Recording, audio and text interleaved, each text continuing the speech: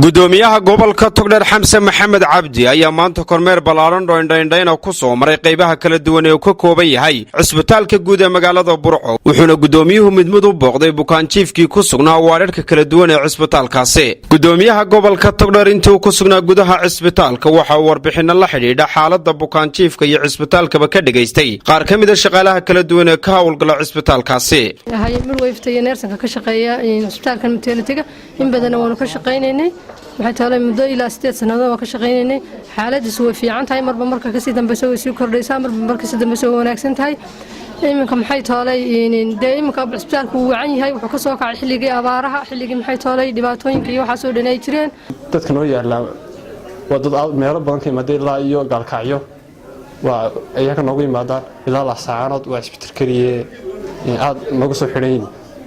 gobolada Bariyoodhan isuduwaha wasaaradda caafimaadka gobolka Togdheer Faadimo Cismaan ayaa dhankeeda sharaxaad ka bixisay qaybaha kala duwan ee uu ka kooban yahay cisbitaalka kan joogna xawayaan waararka qalliinka gaar ahaan xawayaan waararka qalliinka dumarka oo la keeno dadka ama qalliinka ama gubtay ama bahala qaniineen oo marka nabar waaweyn ku yaalin oo u baahan dhaymaha oo mar walba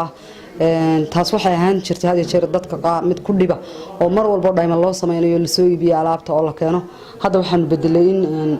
cisbitaalku isagu isku kharash gareeyo inuu soo iibiyo goosaskan waaweyn la googooynayo gudoomiyaha gobolka Togdheer Xamse Maxamed Cabdi oo kormeerkaasi kadib warbaahinta la hadlay ayaa sheegay in waqti xaadirkan xaaladda cisbitaalka Burco ay marayso meel aad u fiican maanta waxaanu ku soo maray kormeer cisbitaalka guud ee magaalada Burco oo runtii ah halbowlaha koobaad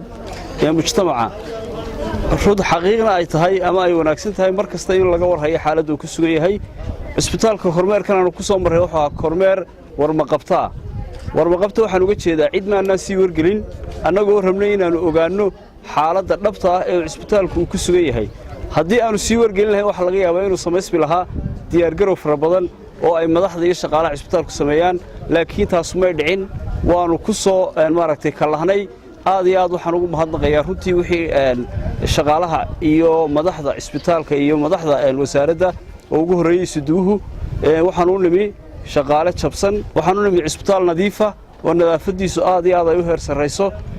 waxa noo soo baxday xaqiiqada rasmiga ah in cisbitaalku maalinta ay ka sii dambayso uu ka soo reenayo oo uu ka soo wanaagsanaanayo warbixinada ayna siiyeen waxaa ka mid ah in cisbitaalada ama waararka oo aanu waard u gallay waard walba maalinta ka sii dambaysa ay ku soo maaragtay kordhayaan bukaan jiifku taasoo muujinaysa trustiga ama aaminaadda ay maaragtay dadka reer Burco ay u yeesheen ama ay u qabaan cisbitaalkooda dadweynaha reer Burco dadweynaha reer Togdheer waxaan ku baraarujinayaa inay ku soo xidhmaan cisbitaalka oo ay imika ka heli karayaan adeegyada ay u baahan yihiin waxaan kaloo halka jecelahay inaan maaragtay fariin uga diro dadka muxsiniinta ganacsatada